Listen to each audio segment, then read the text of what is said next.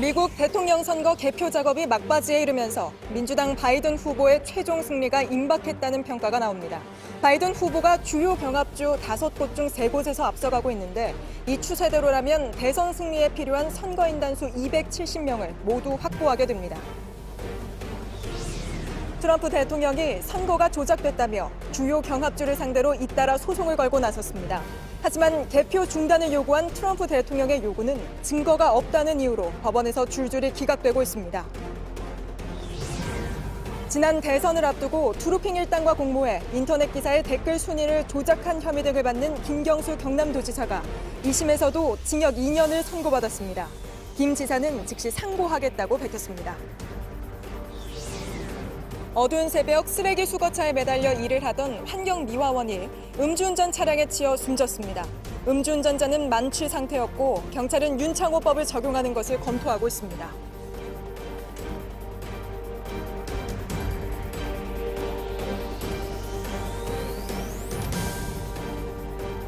시청자 여러분, 뉴스룸을 시작하겠습니다.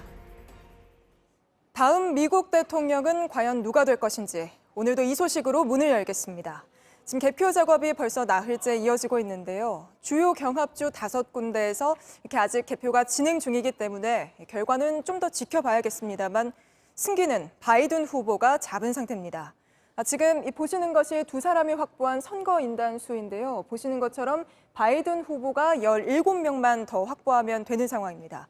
지금 애리조나와 네바다주에서 꽤 앞서가고 있어서 무난하게 17명을 확보할 거라는 평가가 나오는데요. 그리고 여기에 더해서 조금 전 초박빙인 조지아주에서도 바이든 후보가 근소한 차이긴 합니다만 역전을 했습니다. 조지아주는 지금 개표가 99%까지 진행된 곳입니다. 이런 상황인 만큼 바이든 후보는 개표가 끝이 나면 내가 승자라고 말을 했고 또 트럼프 대통령은 반대로 선거가 조작됐다며 본격적인 소송 공세에 들어갔습니다. 먼저 바이든 후보가 새로 내놓은 입장과 행보를 유정화 기자가 전합니다. 민주당 조 바이든 후보가 지지자들 앞에 다시 등장했습니다. 엄지손가락을 치켜들었습니다. We have no doubt that when the count is finished, Senator Harris and I will be declared the winners. 사실상의 승리 선언이었습니다. 그러면서 모든 표가 개표돼야 한다고 말했습니다. 국민들의 의지가 표현된 신성한 투표라고 했습니다. Democracy is sometimes messy. It sometimes requires a little patience as well. But that patience has been rewarded now for more than 240 years with a system of governance that's been the envy of the world. 개표를 중단하라는 트럼프 대통령과 정반대의 모습입니다. 개표가 완료될 때까지 끝까지 기다려달라는 당부도 했습니다. So, I ask everyone to stay calm, all the people to stay calm. 승자의 여유로 해석되는 대목입니다. 이미 당선된 듯 적극적인 행보를 이어갔습니다. 인수위원회 홈페이지를 연대 이어 전문가들로부터 코로나19 브리핑도 받았습니다. 국정을 돌보기 시작했다는 인상을 줬습니다. 무더기 소송 전략을 펼치고 있는 트럼프 대통령에 대한 대응도 시작했습니다. 선거를 지키고 반격에 나서기 위해 당신의 도움이 필요하다면서 소송전을 대비한 모금 사이트를 내걸었습니다. 지지층을 향한 듯 싸움은 끝나지 않았다고 했습니다. JTBC 유정호입니다. 네, 그런가 하면 트럼프 대통령은 결과를 받아들이지 않겠다는 사실상의 불복 선언을 했습니다. 불법인 우편 투표 때문에 부정선거가 되고 있다는 주장인데 결국에는 대법관들이 정리를 해줘야 할 거다 이렇게도 말했습니다. 이지은 기자입니다. 트럼프 대통령도 백악관에서 입장을 밝혔습니다. 여전히 승리를 주장했습니다. If you count the legal votes, I easily win. If you count the illegal votes, they can try to steal the election from us. 우편 투표가 불법이라는 주장입니다. 뒤늦게 반영되는 표 때문에 부정선거가 되고 있다고 했습니다. 결코 결과를 받아들이지 않겠다는 뜻입니다. 사실상 불복 선언입니다. So we can both claim the states, but ultimately I have a feeling judges are going to have to rule. 연방 대법원의 판결까지 받아내겠다는 의지를 거듭 피력했습니다. 선거 직전에 자신이 보수 성향의 대법관을 임명하면서 연방 대법원의 이념적 구도를 보수 우위로 만들어뒀음을 염두에 둔 걸로 보입니다. 현재 연방대법원은 보수와 진보 성향의 대법관이 6대 3의 비율로 구성돼 있습니다. 트럼프 대통령은 합법적으로는 자신이 이겼다고 주장하고 있습니다. JTBC 이지은입니다. 네, 아직 개표 중인 곳이 모두 6개의 주인데요. 여기서 지금 누가 이기고 있는지 개표 상황을 알아보겠습니다. 선거인단 20명이 걸려있는 펜실베니아와 16명이 걸린 조지아가 여기에서는 가장 빨리 결과가 날 것으로 보이는데요. 조지아주에서는 조금 전 바이든 후보가 역전하기도 했죠. 바로 윤세민아 기자에게 마이크를 넘겨보겠습니다. CNN 집계에 따르면 여기 보시는 6개 주에서 아직 승부가 확정되지 않았습니다. 주요 경합주로 분류되는 러스트벨트 지역의 펜실베니아, 그리고 선벨트 지역에 걸쳐 있는 노스캐롤라이나와 조지아, 애리조나, 그리고 서부 쪽 네바다와 알래스카인데요. 모두 71명의 선거인단이 어느 후보에게로 갈지 남아있는 거죠. 현재 두 후보가 확보한 선거인단 수를 볼까요? 민주당 바이든 후보 253명, 공화당의 트럼프 대통령 213명입니다. 어제 뉴스룸에서 보도해드렸던 수치와 같은 상황입니다. 자, 그럼 지금부터 어느 주 선거인단을 누가 먼저 가져갈 수 있을지 예측해 보겠습니다. 일단 가장 빠른 시일 내에 결과가 나올 것으로 예상되는 2개 주로 조지아와 펜실베니아 정도를 꼽아볼 수 있겠습니다. 먼저 조지아, 개표율이 99%나 됩니다. 두 후보 득표율은 49.4%로 같고요. 표 차이도 900표 정도밖에 안 납니다. 초접전 속에 트럼프 대통령이 다소 앞서 나가다가 개표가 계속 진행되면서 아직 근소한 차이긴 하지만 다시 바이든 후보가 역전을 했습니다. 이대로 바이든 후보가 조지아에서 이길 경우 매직 넘버까지 단 한 명의 선거인단만 추가하면 되고요. 트럼프 대통령은 보시다시피 아직 멀었습니다. 자, 그럼 이번엔 펜실베니아 보겠습니다. 현재 95% 개표율 보이고 있는데 트럼프 대통령이 2만 표 정도, 그러니까 0.3%포인트의 아주 근소한 차이로 앞서고 있습니다. 하지만 이곳은 우편투표 도착 마감일이 현지 시간 6일, 우리 시간으로 내일 오후 중으로 50만 표 이상의 우편투표가 더 도착해야 합니다. 그런데 이 남은 표는 민주당 표가 공화당 표보다 약 10만 표 정도 더 많은 것으로 추정되고 있습니다. 그렇다면 현재로선 트럼프 대통령이 바이든 후보를 이기기 쉽지 않다고 할 수 있습니다. 만약 바이든 후보가 이곳에서 승리하면 선거인단 20명을 확보하면서 최종 승리 선언을 하게 되는 겁니다. 알래스카를 제외한 나머지 지역들도 현재 개표율 90% 안팎으로 높은 상황인데요. 애리조나와 네바다에서 바이든 후보가 조금 앞서고 있고 트럼프 대통령은 노스캐롤라이나에서 좀 더 많은 표를 받았습니다. 하지만 모두 득표율 격차가 1%포인트 안팎이라 현재로선 누가 승리할 거라 쉽게 단정하긴 어렵습니다. 하지만 바이든 후보의 경우 펜실베니아 한 곳이나 애리조나와 네바다, 조지아 등에서 2곳만 더 승리하면 곧 매직 넘버 270을 달성하게 됩니다. 사실상 승리가 임박했다는 관측이 나오는 이유죠. 반면 트럼프 대통령이 이기려면 이렇게 최소 4개 주에서 승리해야 한다는 얘기가 됩니다. JTBC 윤세민아입니다. 네, 그럼 여기서 워싱턴 연결해서 구체적인 이야기를 좀 들어보겠습니다. 자, 임정주 특파원. 초경합주로 꼽히던 펜실베니아가 결국 이번 대선의 핵심주인 키스테이트가 됐군요. 네, 그렇습니다. 개표 초반 펜실베니아주에선 트럼프 대통령과 바이든 후보의 표 차이가 한때 15%포인트, 무려 50만 표까지 벌어지기도 했습니다. 그런데 뒤늦게 개표가 시작된 우편 투표에서 바이든 후보에게 표가 몰리면서 격차가 거의 붙었습니다.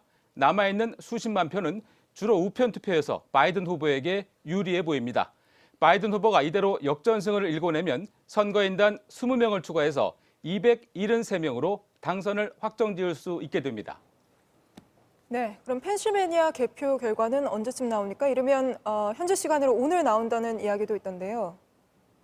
네, 펜실베니아의 케이시 부커바 국무장관은 개표가 예정보다 빠르게 진행되고 있고 대부분의 표가 현재 시간으로 금요일에 개표가 이뤄질 것이라고 말했습니다. 우리 시간으로 토요일쯤에는 비공식적으로라도 어느 정도 결과가 나올 수 있습니다. 하루 전만 해도 네바다주가 승부를 가를 핵심 지역으로 꼽혔는데 개표가 예상만큼 속도를 내지 못했습니다. 그런 사이 오히려 펜실베니아에서 먼저 결론이 날 수 있는 상황이 됐습니다. 예, 바이든 후보가 경합주에서 선전을 한 데는 흑인 유권자의 지지가 결정적인 역할을 했다는 분석이 나오더라고요. 네, 그렇습니다. 이번 대선 출구조사에서 흑인 유권자의 87%가 바이든 후보를 지지한 것으로 나타났습니다. 그러니까 10명 중 9명이 바이든 후보에게 몰표를 준 것입니다. 반면에 트럼프 대통령을 찍었다는 응답은 12%에 불과했습니다. 특히 막판에 몰린 흑인들의 우편 투표가 박빙 상황에서 바이든 후보의 우세를 굳힌 결정적 역할을 한 것으로 보입니다. 이런 가운데 트럼프 대통령은 사기라며 불복 분위기 조성에 들어갔고 바이든 후보는 사실상 당선인 행보에 나섰습니다. 그럼 고민에 잠긴 백악관과 들뜬 분위기의 델라웨어 연결해서 양쪽 움직임 들어보겠습니다. 먼저 백악관부터 가보겠습니다. 트럼프 대통령 측은 부정선거 프레임을 만드는데 전방위적으로 나선 모습입니다. 자, 김필규 특파원, 트럼프 대통령의 아들까지 나서서 선거 결과에 문제를 제기하고 있군요. 예, 앞서 리포트에서 보셨듯이 트럼프 대통령은 백악관에서 합법적인 투표만 계산하면 자신이 이긴다 이렇게 이야기를 했죠. 장남인 도널드 트럼프 주니어 역시 조금 전 개표 결과가 뒤집힌 조지아 현장에 가서 같은 주장을 폈습니다. 직접 들어보시죠. Thank you, everyone here. We do want a fair election. We want all legal votes counted. 예, 그리고 또 트럼프 대통령의 책사였던 스티브 배넌도 팟캐스트 공개 방송에서 같은 주장을 폈습니다. 자, 그런데 이 자리에서 그간 트럼프와 자주 부딪혔던 앤서니 파우치 국립 알레르기 전염병 연구소장을 참수해서 지금 불이 꺼져 있어서 잘 보이지는 않으실 텐데 제 뒤에 있는 저 백악관에 머리를 걸어야 한다는 식으로 말을 해서 논란이 됐습니다. 트위터 측에서는 배넌의 계정을 영구 정지하는 조치를 취했습니다. 네, 선거 문제 제기를 위해서 지지자들을 자극하는 모습이군요. 예, 그렇습니다. 트럼프 대통령이 가만히 있어서는 안 된다라는 듯한 메시지를 지지자에게 전하는 그런 뉘앙스도 있었는데요. 직접 이 부분도 들어보시죠. We'll not allow the corruption to steal such an important election or any election for that matter. And we can't allow anybody to silence our voters and manufacture results.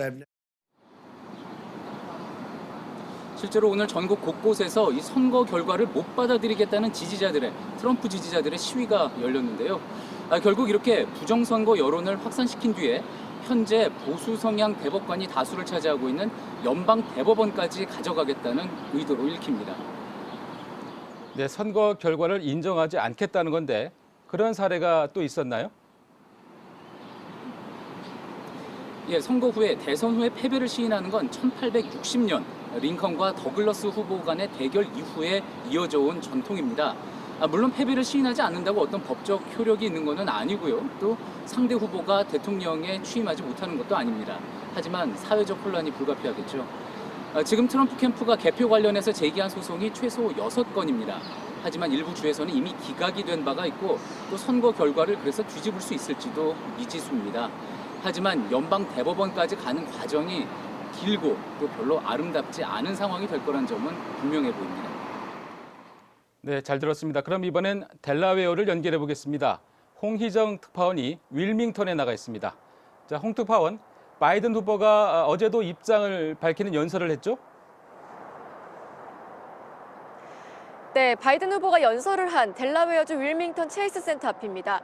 바이든 후보는 2분 정도밖에 안 되는 짧은 연설을 했는데요. 승리에 대한 확신을 주면서도 마지막 개표까지 결코 들떠서는 안 된다면서 침착과 인내를 거듭 강조했습니다. 연설 영상 잠시 보시겠습니다. I ask everyone to stay calm, all the people to stay calm. The process is working. The count is being completed. 네, 바이든 후보 조심스러워하면서도 그러나 행보에는 거침이 없죠. 네, 홈페이지를 열어서 정권 인수 절차를 시작한 데 이어 코로나19 전문가 브리핑도 받았습니다. 현재 미국 내 코로나19 상황이 매우 좋지 않다는 점도 지적을 했습니다. 또 내년 1월 20일 취임식 이전에 트럼프 대통령이 탈퇴했던 파리 기후 협약에도 다시 가입할 것이라고 밝혔습니다. 당선인 지위를 확고히 하고 국민을 향해 책임 있는 지도자로 국정을 챙기기 시작했다는 모습을 보여주려는 행보로 풀이됩니다. 트럼프 대통령의 소송 움직임에 정면으로 맞서겠다는 뜻도 읽힙니다. 네, 그런가 하면 바이든 후보의 승리 선언이 임박했다 이런 얘기도 들리고 있는데 구체적으로 어떤 내용입니까?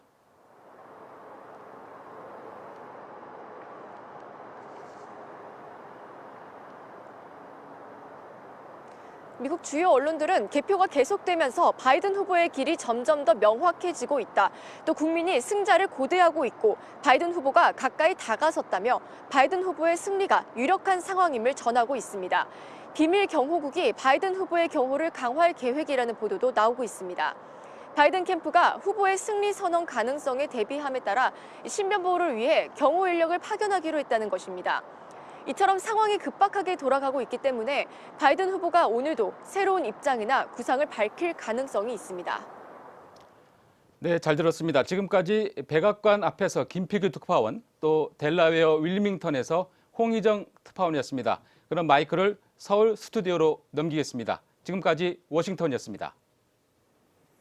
네, 이번 미국 대선 만만치 않은 후폭풍을 남기고 있습니다. 양측 후보와 지지자들이 갈수록 극단적으로 대립하면서 나라가 갈라지는 모양새인데요. 최대 승부처인 펜실베니아에서는 트럼프 지지자들이 무기를 들고 개표소를 공격하다가 체포되는 일까지 벌어졌습니다. 유요한 기자입니다. 연일 계속되는 전선입니다. 선거가 끝났는데 싸움은 끝날 줄 모릅니다. 마주보며 소리칠 정도로 험악한 분위기는 점점 고조되고 있습니다. local or the federal election. They are the terrorists. Donald Trump won. He won Michigan at least. And they're in there cheating. 트럼프 지지층은 트럼프 대통령과 꼭 같이 부정선거 시비를 걸고 있습니다. 개표 과정에 문제가 있다는 건데 증거는 없습니다. 트럼프 대통령이 지지자를 침묵하도록 두지 않겠다고 한 말이 이 같은 시비를 더욱 부추겼을 수 있습니다. It's completely obvious they're stealing it. We're not about to let that happen. 트럼프 지지자는 트럼프와 똑같은 말을 하는 겁니다. 반면 바이든 지지자는 바이든과 같은 말을 합니다. It's important that every vote is counted. It makes a difference and every vote should be counted. Absolutely. Absolutely. 일부 지역에선 물리적 충돌도 벌어지고 있습니다. 망치나 무기를 들고 개표소를 공격하다 경찰에 체포되는 일도 벌어졌습니다. 나라는 하루가 다르게 팽팽하게 분열하고 있습니다. JTBC 유요한입니다. 이런 가운데 주요 경합주들을 상대로 개표를 중단하라는 트럼프 대통령의 요구는 잇따라 기각되고 있습니다. 대부분 근거 없는 여론전이라는 게 주 법원들의 판단입니다. 박현주 기자입니다. 트럼프 대통령은 바이든 후보가 이긴 주에 모두 소송을 걸겠다고 선전포고를 했습니다. 이 트위터 메시지는 이내 차단됐습니다. 부적절한 발언으로 판단했기 때문입니다. 이처럼 트럼프 대통령은 근거도 없는 무더기 소송전을 확대하고 있습니다. 낙선을 예감하고 있어서입니다. 하지만 법원은 잇따라 개표 중단 요구를 기각했습니다. 개표 과정을 숨겼다는 소송에 대해선 너무 늦게 제기됐다고 지적했고 접수 시한을 넘긴 우편 투표가 섞여 들어갔다며 제기한 소송에 대해서도 주 법원은 사실이 아니라고 선을 그었습니다. 실제로 현지 법률 전문가들은 소송전이 선거 결과에 큰 영향을 미치지 못할 것으로 보고 있습니다. 트럼프 대통령에게 우호적 매체인 폭스뉴스마저도 부정선거 의혹엔 동조하지 않는 분위기입니다. 다만 핵심 경합주인 펜실베이니아와 노스캐롤라이나에서 우편투표 약 4천여 표가 분실된 것으로 드러나면서 부정투표 논란의 불씨는 남아 있습니다. 트럼프 대통령은 미국 선거 제도도 문제 삼았습니다. And they are counting those without even postmarks or any identification whatsoever. 50개 주별로 사전 유권자 등록과 신분증 지참 등에 대한 투표 규정이 다른 걸 시비 삼은 겁니다. 투표할 때 신분증을 꼭 들고 가야 하는 주도 있고 단순 서명만으로 참여할 수 있는 경우도 있습니다. 서명만 한 경우 본인이 맞다는 걸 추후에 증명해야 할 수도 있지만 관리 감독이 허술한 곳이 많습니다. 까다로운 신분증 요구가 경우에 따라선 투표권을 제한할 수 있다는 우려 때문에 이 같은 선거 제도가 정착됐습니다. 그런 배경을 뻔히 알만한 트럼프 대통령이 새삼스레 선거 제도를 문제 삼으며 대규모 선거 조작 의혹을 제기하는 겁니다. 증거도 없는 여론전이 목표인 것으로 분석됩니다. JTBC 박현주입니다. 미국 상원 외교위원회 그리고 오바마 행정부 부통령으로 활동했던 바이든 후보는 한국과의 인연도 적지 않은데요. 바이든 후보의 당선이 유력해지면서 접점을 찾으려는 우리 정치권의 움직임도 바빠지고 있습니다. 최규진 기자입니다. 조 바이든 후보가 한국을 처음 찾은 건 2001년입니다. 미 상원 외교위원회 소속이라 청와대를 찾아 김대중 당시 대통령도 만났습니다. 두 사람은 식사 중에 넥타이를 바꿔매 화제가 되기도 했습니다. 바이든 의원이 넥타이를 칭찬하자 김 대통령이 깜짝 제안을 한 겁니다. 오바마 행정부에서 부통령을 지낼 때도 한국과의 인연을 이어갔습니다. 2010년 백악관에서 한국 대통령을 맞이했고 2013년엔 다시 한국을 찾아 비무장지대를 방문하기도 했습니다. 이런 바이든 후보의 당선이 유력해지면서 국내 정치권에선 인맥 찾기가 한창입니다. 여당인 민주당은 당선 확정 때까진 신중해야 한다는 입장이지만 접점을 강조하는 발언이 이미 당내에서 나오기 시작했습니다. 바이든 정부에 참여하는 사람이 되게 과거 클린턴 정부와 오바마 정부에서 일했던 분들 아니겠습니까? 그런 분들하고 인연을 많이 갖고 계십니다. 다음 주 방미하는 당내 한반도 TF도 바이든 후보 캠프와의 접촉을 시도할 전망입니다. 신임 대통령의 중요 정책 아젠다가 검토되는 100일 이내에 새로운 행정부 인사들과 네트워크를 쌓고 한반도 문제를 조율하는 것이 중요합니다. 야당에선 청와대와 외교부 출신인 박진, 조태용 의원이 바이든 후보 측과 인연이 있는 걸로 알려졌습니다. 김영삼 전 대통령 통역이었던 박 의원은 2008년 바이든 후보를 독대한 적이 있고 조 의원은 차관 시절 바이든 캠프에서 외교안보 분야를 자문하는 프랭크 자누지와 협상 파트너였습니다. 두 의원은 다음 주 바이든 행정부 출범과 관련한 토론회도 열 예정입니다. JTBC 최규진입니다. 바이든 후보 쪽으로 판세가 기울자 바이든의 경제 정책, 이른바 바이드노믹스가 우리 경제에 어떤 영향을 미칠지도 중요해졌습니다. 바이드노믹스의 핵심은 친환경인데요. 국내 전기차나 신재생 에너지 관련 산업은 수혜를 볼 수 있는 반면 전통적인 굴뚝 산업은 부담이 커질 수 있습니다. 이희정 기자가 분석했습니다. 승기를 잡았다고 생각한 바이든이 취임 직후 가장 먼저 하겠다고 말한 건 파리 기후변화협약 가입입니다. 이런 행보는 4년 동안 2조 달러를 친환경 에너지 분야에 집중 투자하겠다는 경제 공약과 맞닿아 있습니다. Global warming is an existential threat to humanity. We have a moral obligation. 이는 우리 정부의 그린 뉴딜 정책과 2차 전지, 신재생 에너지 산업 등의 기회가 될 수 있습니다. 청정에너지 인프라 투자 지원이 확대될 것으로 예상이 되면서 북미 시장에서 전기차 배터리나 ESS 분야의 매출 확대를 기대하고 있습니다. 하지만 바이든 후보는 탄소 배출, 연비 등의 규제를 강화하겠다는 입장이어서 휘발유나 경유차는 시장이 작아질 수 있습니다. 국내 철강, 석유화학, 시멘트 업계도 탄소 배출에 대한 규제가 강해질지 주시하고 있습니다. 바이드노믹스는 국제 무역 질서도 바꿀 것으로 보입니다. 미중 무역 갈등을 예로 들면 관세를 앞세워 1대1로 부딪힌 트럼프와 달리 동맹국을 중심으로 공조를 강화해 중국을 압박할 가능성이 큽니다. 대중 수출 비중이 큰 우리에겐 부담이지만 잘 대응하면 수출을 늘릴 기회가 될 수 있다는 분석도 나옵니다. 우리나라 같은 경우는 자동차라든지 반도체 이런 쪽에 강점이 있기 때문에 미국이 주도하는 그런 공급망 구축하는 그 과정에 우리나라가 좀 참여할 수 있는 방안들을 코스피는 5일 연속 올랐습니다. 뉴욕 증시가 골디락스 기대감 속에 상승세를 이어간 영향이 큽니다. 골디락스는 적당히 좋은 상태를 말합니다. 백악관은 민주당이 차지하지만 상원의회는 공화당이 다수당이 돼 서로 적당히 견제와 균형을 이룰 거라는 기대감이 증시에 반영되고 있는 겁니다. JTBC 이희정입니다. 여기서 CNN 판세 분석을 좀 보여드리겠습니다. 선거인단 20명이 걸린 최대 승부처 펜실베니아 쪽 상황입니다. 네, 계속해서 개표가 진행 중입니다. 필라델피아 한번 보도록 하겠습니다. 사실은 민주당 텃밭 지역에서 지금 많이 개표를 하고 있는데요. 아직도 개표가 진행 중이고 더 많이 개표를 해야 되죠. 그런데 그렇게 되면은 바이든 후보가 더 유리해질 것 같습니다. 네, 한번 살펴보도록 하겠습니다. 지금 현재 상황입니다. 현재 트럼프 대통령이 49.5%로 근소하게 앞서고 있습니다. 그런데 이쪽 지역을 한번 보도록 하겠습니다. 조금 전에 KT 기자가 후보가 얘기를 했던 지역이죠. 필라델피아 카운티 보도록 하겠습니다. 지금 현재 바이든이 앞서고 있습니다. 크게 앞서고 있는데요. 그런데 우편 투표가 한 5만 정도 더 개표가 진행이 돼야 됩니다. 그렇다면 어떻게 될지 양상이 바뀔 수도 있습니다. 80% 정도를 거기서 더 가져간다라고 하면은 필라델피아 카운티도 바이든 후보가 크게 앞서면서 굳히기에 들어갈 가능성이 큽니다. 그렇게 된다면 어떻게 되죠? 그렇게 되면 전체 펜실베니아를 보더라도 바이든 후보가 뒤집을 가능성이 있다는 것입니다. 그리고 이 우측에 보시면은 다 민주당 텃밭이고요. 또 이렇게 다 파란색으로 칠해져 있는 것을 확인을 하실 수가 있습니다. 그렇다면 이제 델코라고 제가 불러도 될지는 모르겠습니다. 그런데 이 현지 분들은 델라웨어 카운티를 델코라고 많이 하는 것 같습니다. 여기를 한번 보도록 하겠습니다. 지금 한 8만 표 정도 있는데요.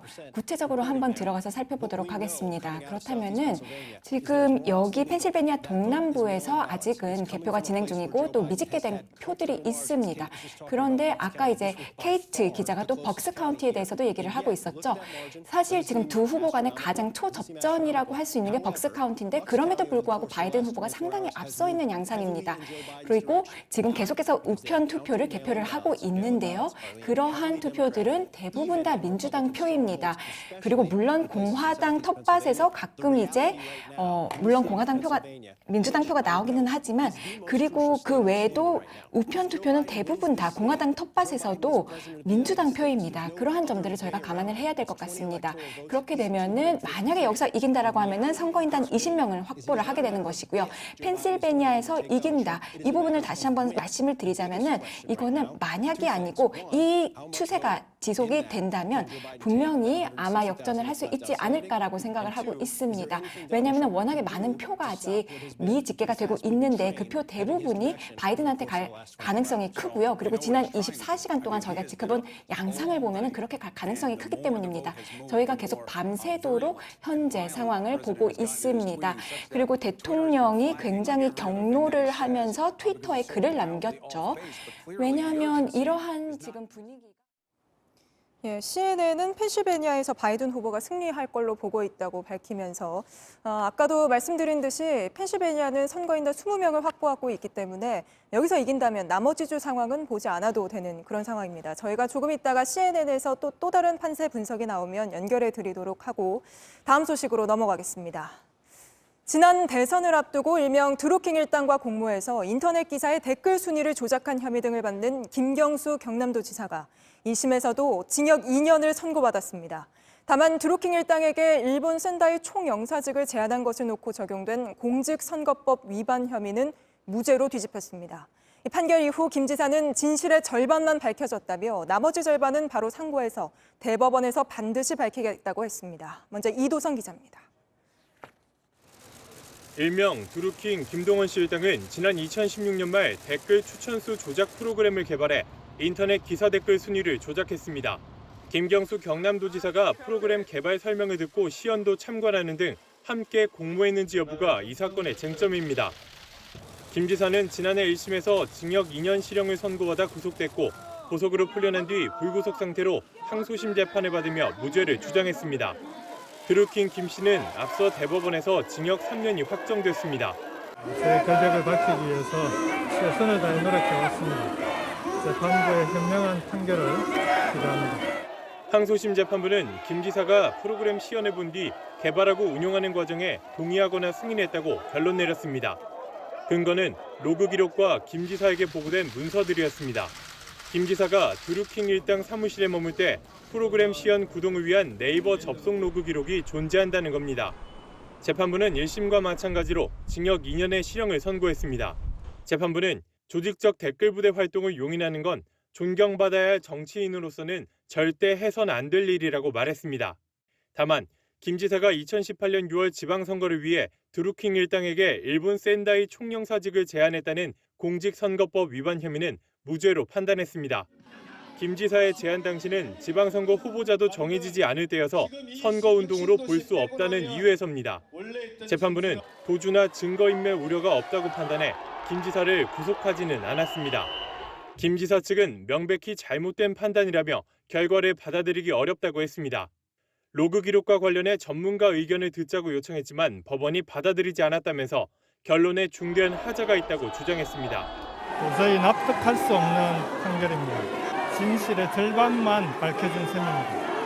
나머지 진실의 절반은 즉시 상고를 통해 대법원에서 반드시 밝히도록 하겠습니다. 특검 역시 공직선거법 위반 무죄 부분에 대해 상고하겠다고 밝혀 양측의 공방은 대법원에서 이어질 전망입니다. JTBC 이도성입니다. 김경수 지사의 유죄 판결을 놓고 여야는 정반대 반응을 보였습니다. 민주당은 강한 유감의 뜻을 밝힌 반면 국민의힘은 당연한 결과라며 이제 대통령도 사과를 해야 한다고 주장했습니다. 박소연 기자입니다. 민주당은 절반의 진실을 밝히는 데 그쳤다며 판결에 대해 강한 유감을 표시했습니다. 도저히 납득할 수 없는 판결입니다. 김 지사의 결백과 무죄를 확신하며 진실 규명에 총력을 다하겠습니다. 이낙연 대표는 대법원에서 판결이 뒤집혀야 한다는 취지로 주장했습니다. 대법원의 현명한 판단을 기대합니다. 일부 민주당 의원들은 오늘 재판정을 찾아 선고를 직접 지켜보기도 했습니다. 이들도 시험 부분과 관련해 재판부의 설명이 명쾌하지 못했다거나 마음이 착잡하다는 말로 재판 결과에 아쉬움을 표했습니다. 지난 7월 대법원의 결정으로 법적 분쟁을 끝내고 유력 대선 주자가 된 이재명 경기지사도 안타까움을 나타냈습니다. 같은 지방 행정을 맡고 있는 사람으로서 정말 안타깝게 생각이 됩니다. 아직 이제 대법원이 남아 있기 때문에 오늘 판결로 민주당 내 차기 대선 주자 구도는 이낙연 대 이재명, 이강 체제가 더 강화될 걸로 보입니다. 반면 국민의힘은 중대범죄에 대한 당연한 판결이라는 입장입니다. 그러면서 지사직 자진 사퇴와 문재인 대통령의 사과를 요구했습니다. 김 지사가 문 대통령을 돕기 위해 한 행위가 불법으로 확인된 만큼 입장을 밝혀야 한다는 겁니다. 가장 측근에 있던 중요 인사가 대량으로 댓글을 자동 생산하고 한 이런 것이 유죄로 판결된 상황에서 대통령께서 사과하고 입장 표명이 있어야 할 거라고 봅니다. 오늘 판결이 경남지사 보궐선거로 이어질지는 아직 불투명합니다. 내년 3월 8일 이전에 대법원에서까지 유죄가 인정되면 4월 보궐선거 때 서울과 부산시장과 함께 경남지사도 뽑아야 합니다. JTBC 박소연입니다. 인천지검이 오늘 무소속 윤상현 의원을 허위 사실을 공표한 혐의 등으로 추가 기소했습니다. 앞서 윤 의원은 지난 4.15 총선에서 도움을 받는 대가로 건설 현장 식당 브로커 유상봉 씨에게 각종 편의를 제공한 혐의로 재판에 넘겨진 바 있는데요. 유 씨에게 상대 후보였던 전 미래통합당 안상수 의원을 허위로 고소해달라고 하고 인터넷 매체에 보도되도록 한 혐의 등이 이번에 추가가 된 겁니다. 검찰 특수활동비가 어디에 어떻게 쓰였는지 제대로 공개되지 않는다는 국회 법사위의 지적과 관련해 추미애 법무부 장관이 윤석열 검찰총장의 특수활동비 배정을 대검찰청 감찰부에서 조사하라고 지시했습니다. 조사 대상은 대검과 각급 검찰청, 특정 부서와 검사 등의 특수활동비가 어떻게 얼마나 배정됐는지입니다. 어두운 새벽 쓰레기 수거차에 매달려 일을 하던 환경미화원이 음주운전 차량에 치여 목숨을 잃었습니다. 숨진 환경미화원은 23년 동안 묵묵히 대구의 거리를 깨끗이 치워주던 50대 가장이었습니다. 고승혁 기자입니다. 음식물 쓰레기를 모으는 차량이 상가 앞에 멈춥니다. 환경미화원 H가 차 뒤에 매달려 있습니다. 순식간에 흰색 승용차가 나타나 들이받습니다. H가 보닛 위에 쓰러졌지만 승용차에선 아무도 나오지 않습니다. 제동장치를 밟지 않았는지 차량 보닛은 종이장처럼 구겨졌습니다. 오늘 새벽 3시 40분쯤 대구 수성구민 운동장역 앞 도로에서 벌어진 사고입니다. A씨는 병원으로 옮겨졌지만 끝내 숨을 거뒀습니다. 평소보다 일찍 나와 아파트 단지를 치우던 중 참변을 당했습니다. 한 4시 정도 출발인데 오늘 또 일찍 가는 건 한 3시 정도 출발해가지고 수고하고 아마 그게 다른 아파트로 가면 이동 중에 그런 사고를 나는 모양인데. 23년 동안 대구를 청소해온 50대 가장은 손쓸 틈도 없이 목숨을 잃었습니다. 30대 운전자는 혈중 알코올 농도가 면허 취소 수준이었습니다. 동사고 처리 특례법으로 적용할지 아니면 특가법상 운전 지상으로 적용할지 그건 조사를 좀 더 해보고 결정할 예정입니다. 지난 9월 인천 을왕리 해수욕장에서 치킨 배달을 하던 50대 가장이 목숨을 잃었고 서울 서대문에서는 6살 아이가 숨졌습니다. 일명 윤창호법이라 부르는 특정범죄 가중처벌법은 음주운전으로 사망사고를 낼 경우 무기 또는 3년 이상의 징역에 처합니다. 형량이 강화됐지만 집행유예 비율이 높아졌습니다. 10년 전과 비교해 음주운전이 실형에 처해지는 건 약 3% 증가한 반면 집행유예는 24%가 늘어나 실효성 있는 처벌이 필요하다는 지적이 나옵니다. JTBC 고승혁입니다. 코로나19 상황 알아보겠습니다. 신규 확진자 오늘도 145명으로 사흘째 100명을 넘겼습니다. 새로운 집단 감염도 드러나고 있는데요. 서울 가락동 시장에서 상인들이 걸렸고 또 강서구의 한 보험회사에서도 직원들이 잇따라 확진 판정을 받았습니다. 이제 내일부터 5단계 새로운 사회적 거리두기가 시행이 되는데요. 방역당국은 이런 상황이 계속된다면 1.5단계로 올리는 걸 검토해야 할 수도 있다고 걱정을 나타냈습니다. 배양진 기자입니다. 전국의 농수산물을 도매로 파는 국내 최대 규모 서울 송파구 가락시장입니다. 이곳의 한 청과 도매시장에서 지난 2일 첫 확진자가 나왔습니다. 이후 오늘까지 확진자는 8명으로 늘었습니다. 시장 상인들과 종업원, 함께 근무하던 가족 등입니다. 밀폐된 공간에 계셨던 분들이 대부분이더라고요. 같은 공간에서 주무셨다거나 같은 차를 타고 출퇴근을 했다거나. 방역당국은 시장 안에서 이들과 밀접 접촉한 100여 명을 검사하고 자가격리 조치했습니다. 서울 강서구의 한 보험회사에서는 오늘까지 확진자 17명이 나왔습니다. 지난 4일 첫 확진자가 나왔고 이틀 만에 직원 13명, 가족 3명이 더 확진됐습니다. 충남 천안과 아산은 비상입니다. 콜센터에서 시작된 집단 감염 여파가 계속 이어지고 있습니다. 어제 추가 감염자 9명이 확인돼 누적 확진자는 30명이 됐습니다. 지역사회 확산이 우려되는 상황입니다. 천안과 아산에선 어제 확진자가 25명 나왔는데 최근 사흘 동안엔 58명입니다. 이 중 한 확진자는 헬로윈 직전인 지난달 29일 밤 시내 한 나이트클럽을 찾았던 걸로 확인됐습니다. 방역당국은 밀폐된 공간에서 또 다른 집단 감염이 이뤄졌을 수 있다며 같은 장소를 방문한 사람들은 코로나19 검사를 받아달라고 요청했습니다. JTBC 배양진입니다.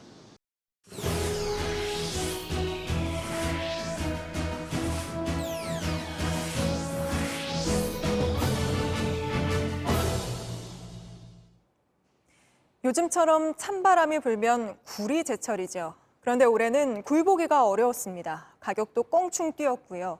어떻게 된 일인지 발로 뛰는 발품 경제 이주찬 기자가 굴 최대 산지인 경남 통영 바다로 달려갔습니다. 서울에서 밤길을 5시간 반 달려 경남 통영에 도착했습니다. 종이틀 무렵 굴 양식장으로 향합니다. 우리나라 굴의 70에서 80%가 통영 바다에서 납니다. 밧줄에 어린 씨굴을 매달아 바닷속에서 키워낸 다음 기계에 굴줄을 감아 끌어올립니다. 바닷속 7m에서 양식을 하던 굴이 이렇게 올라오게 되면 이 줄을 적당한 길이로 잘라주고 줄에서 굴을 분리한 뒤 한번 깨끗이 세척을 하면 육지로 갈 준비를 마치게 됩니다. 그런데 올해는 굴 수확이 좋지 않습니다. 한 요 정도가 폐사가 한 거예요. 올해 왜 이렇게 폐사가 많나요? 이게 올해 비가 많이 와가지고 빙산소수계라고 해가지고 저층에 이제 산소가 공급이 안 되다 보니까 거기 이제 호흡을 해야 되는데 호흡을 못 해가지고 다 죽어버렸어요. 굴이 아무것도 없죠. 장마 피해가 바닷속까지 미친 겁니다. 그나마 건진 굴도 손질할 일손이 부족해서 시장에 못 내놓고 있는 상황입니다. 코로나19로 외국인 노동자들이 못 들어오고 있기 때문입니다. 됐네 이제 이래 하면 되네 이렇게. 안 돼요. 이거 붙으면 안 돼. 그럼 아무도 안 사가요. 이게 하면 밀어. 이게 얼마나 어려운데 금방 돼. 깐 굴은 바닷물로 다시 한번 씻어 경매장으로 옮깁니다. 정상 20개.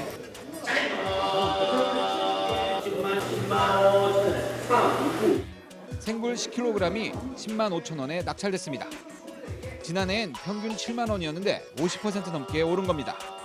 지난달엔 14만 원을 넘기면서 최고 기록을 깬 적도 있습니다. 이렇게 치솟은 굴값이 서울시장에선 다시 2배로 뜁니다. 좋아하고 뭐 영양가도 많고 제철이고 값이 많이 올랐어도 없어요. 너무 비싸고 팔아먹지도 못해. 굴은 유통 단계가 단순합니다. 2, 3일만 지나도 신선도가 떨어지기 때문입니다. 다른 품목 용변인데 유통 단계에서 붙이는 거는 중간 도매상들은 경매가 들쭉날쭉 열리니까 가격이 오를 수밖에 없다고 합니다. 내일 경매를 취소를 하겠다. 경매를 안 하니까 당연히 오후에는 또 굴값이 올라가죠. 그러니까 물량을 작게 나왔을 것이지 않습니까? 굴 생산량이 적다 보니 매일 경매에 붙일 만한 양이 안 된다고 어민들은 하소연합니다. 장마와 코로나19에 여름 채소뿐만 아니라 바닷속 겨울 굴 농사까지 망치고 말았습니다. JTBC 이주찬입니다. 내일부터 새로운 사회적 거리두기 조치가 시행됩니다. 1단계에서도 버스와 택시, 지하철, 학원, 집회 시위 현장 등에서 마스크를 의무적으로 꼭 써야 하는데요. 안 썼다가 적발되면 10만 원 이하의 과태료가 부과되는데 이것도 13일부터 시행된다고 합니다. 도로에 소주병이 어지럽게 널려 있습니다. 오늘 오전 부산 연제구의 한 도로에서 화물차에 실린 빈 소주병 100상자가 쏟아졌습니다. 이 사고로 병이 깨지면서 한때 도로 일부가 통제되기도 했는데요. 경찰은 차량의 안전장치를 제대로 하지 않아 사고가 난 것으로 보고 운전자를 도로교통법 위반 처분 내렸습니다. 검찰이 부당 내부거래 의혹에 불거진 금호 아시아나그룹 본사 등을 압수수색했습니다. 앞서 공정거래위원회는 지난 8월 금호 아시아나그룹이 계열사를 이용해 총수 지분율이 높은 금호 고속을 부당하게 지원했다고 보고 박삼구 전 회장, 또 아시아나항공 등을 검찰에 고발한 바 있습니다. 비닐은 썩지 않기 때문에 환경을 파괴하는 주범으로 꼽히곤 하죠. 그런데 잘 썩는 비닐이라며 편리하고 환경까지 생각했다고 홍보하는 음식물 쓰레기 봉투가 있습니다. 온라인에서 인기가 많은데요. 정말로 그런지 실제로 어떻게 처리되는지를 봤더니 친환경과는 거리가 멀었습니다. 윤재영 기자가 취재했습니다. 일반 가정에서 쓰는 음식물 봉투와 거름망입니다. 옥수수 같은 100% 친환경 성분으로 만든 잘 썩는 제품이라고 홍보합니다. 음식물을 담아 비닐째 버려도 된다는 겁니다. 진짜 이렇게 버리면 어떻게 처리되는지 확인해봤습니다. 수거된 음식물은 컨베이어 벨트를 타고 옵니다. 먼저 사람 손으로 비닐과 음식물을 대강 분리한 뒤에 이렇게 기계를 타고 올라가서 결국엔 이물질만 빠져나오는데요. 빠져나온 이물질은 쓰레기로 처리됩니다. 거름망 하나를 벨트 위에 올려봤습니다. 기계로 들어가더니 잠시 뒤 이물질로 분리돼 나옵니다. 비닐은 제거를 해야 되는 게 맞습니다. 비닐에 음식물이 묻어있기 때문에 매립도 불가하고 그래서 반입불과 폐기물을 통해서 소각을 해야 되는 게 맞습니다. 비닐째 버려도 된다는 말은 사실이 아닌 겁니다. 생활이 편해지고 근데 자연도 지키고 하니까 심지어 친구한테 추천하고 소비자 입장에선 기만을 당한 느낌이고 음식물 쓰레기는 수거한 뒤 사료 또는 퇴비로 만듭니다. 일반 쓰레기처럼 단순 매립하지 않아 비닐과 섞이면 안 됩니다. 판매업체도 이를 알고 있지만 가능한 지자체도 있다고 말합니다. 제주도는 쓰레기류를 다 매립하는 걸로 저희가 파악을 하고 있어서 거의 6개월 만에 없어지기 때문에 제주도에 물어봤더니 사실과 다릅니다. 봉투 없이 배출하고 있습니다. 퇴비화 처리하고 있어요. 30일에서 60일. 상황이 이런데 정부는 뒷짐을 지고 있습니다. 쓰레기 정책을 관할하는 부처는 환경부. 하지만 문제가 불거지자 음식물 쓰레기 수거는 지자체 소관이라고 말합니다. 비닐이라고 하는 이물질의 비율을 증가시키는 행위인데 자기는 판단할 수 없다 이렇게 가는 게 무책임한 거예요. 무늬만 친환경인 제품들이 늘고 있습니다. 친환경을 몸소 실천하려던 소비자들은 혼란스럽습니다. JTBC 윤재영입니다. 네, 다시 한번 CNN 판세 분석을 좀 보겠습니다. 이번에는 조금 전에 바이든 후보가 역전을 했던 조지아주를 포함해서 전국적인 상황을 좀 알아보겠습니다. 네, 그래서 그것은 다른 상황이 될 것입니다. 실질적으로 트럼프 대통령이 투표와 관련해서 좀 약간 사람들이 원치 않는 그런 말을 하고 또 참정권을 박탈한다라는 그런 말을 했었죠. 자, 저희가 지금 집계 결과를 기다리고 있는데요. 자, 네바다, 아리조나 매우 중요하죠. 사실 저희가 관련해서 많은 정보를 아직 받지는 못했습니다만 기억하셔야 될 부분들이 있습니다. 지금 이 두 개의 주가 전체 퍼즐에서 매우 중요한 피스입니다. 자, 그러면은 지금 대통령이 조지아를 잃을 경우에 어떤 승산이 있을까요? 자, 먼저 조지아에 대해서 얘기해 보겠습니다. 펜실바니아에 대해서만 얘기했는데요. 자, 지금 보시면요. 조지아가 여러분이 일어날 때 푸른색으로 변했습니다. 바이든이 1시간 전에 지금 앞서고 있습니다. 자, 지금 현재 상황을 좀 자세하게 보도록 하겠습니다. 표가 더 드러났죠. 지금 현재 1096표로 앞서고 있습니다. 그리고 가장 지금 집계 결과가 많이 나오는 것이 지금 민주당 그 귀넷 카운티에서 오고 있습니다. 지금 현재 집계 결과가 계속해서 나오고 있고요. 오전에 더 많은 결과가 나올 것입니다. 그리고 다른 카운티에서 지금 집계 결과가 계속해서 나오고 있는데요. 지금 격차가 매우 근소합니다. 앞으로 저희가 잠정 투표도 봐야 되고요. 그리고 굼 투표도 봐야 됩니다. 하지만 지금 바이든이 지금 계속해서 앞서고 있고요. 그리고 지금 아직 개표하지 않은 그런 민주당 텃밭들이 많이 있습니다. 자, 왜 조지아가 중요한지에 대해서 말씀을 드리겠습니다. 자, 바이든이 펜실바니아를 이기게 되면은 당연히 이기는 것이죠. 그런데 지금 지도를 한번 보도록 하겠습니다. 자, 파란색은 바이든이 가져간 주고요. 그리고 빨간색은 트럼프가 가져간 주입니다. 자, 그러면은 어떻게 판세가 돌아갈지를 보기 위해서 자, 알래스카를 트럼프한테 주도록 하겠습니다. 노스캐롤라 같은 경우에는 지금 트럼프 대통령이 많이 앞서고 있습니다. 한 7만 9천 저도 앞서고 있고요. 자, 메인도 한번 트럼프 대통령한테 주도록 해보겠습니다. 지금 위쪽에 있는 메인도 한번 주고요. 자, 그러면은 펜실바니아 남고 조지아 남고 그다음 애리조나 네바다가 남게 됩니다. 자, 펜실바니아도 한번 줘보겠습니다. 그리고 애리조나도 한번 가져가겠습니다. 지금 바이든이 애리조나에서 앞서고 있긴 하지만요. 앞으로 어떻게 될지 모르니까요. 자, 네바다도 트럼프 대통령께 주도록 하겠습니다. 클라크 카운티 같은 경우는 집계가 좀 이따 나올 건데요. 자, 그러면은 지금 보면요. 조 바이든이 조지아를 이기게 되면 만약에 바이든이 조지아를 가져가게 되면 실질적으로 트럼프가 대통령이 270까지 가는 데는 승산이 없습니다. 그래서 저희가 관련해가지고 지금 계속해서 절차를 지켜봐야 되는데요. 자, 그러면은 광고 후에 저희가 좀 더 현황을 자세하게 설명해 드리도록 하겠습니다. 네, 여기까지 듣겠습니다. 지금 조지아주 같은 경우에는 99%까지 개표가 진행이 돼 있는 상황인데요. 1096표로 바이든 후보가 앞서고 있다고 합니다.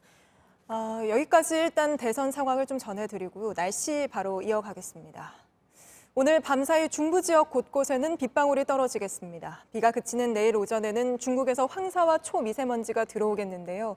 내일 대기질은 전국 대부분 지역에서 나쁨 수준을 보이겠습니다. 또 내일 밤에는 기온이 다시 크게 떨어져서 일요일 아침은 내일보다 기온이 5에서 10도 정도 낮은 반짝추위가 예상됩니다. 뉴스룸 저희가 준비한 소식은 여기까지입니다. 오늘도 시청해주신 여러분 고맙습니다.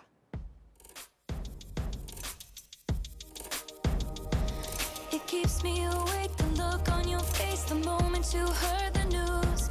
You're screaming inside and frozen in time. You did all that you could do. The game was rigged, the ref got tricked. The wrong ones think they're right. You were outnumbered this time. But only they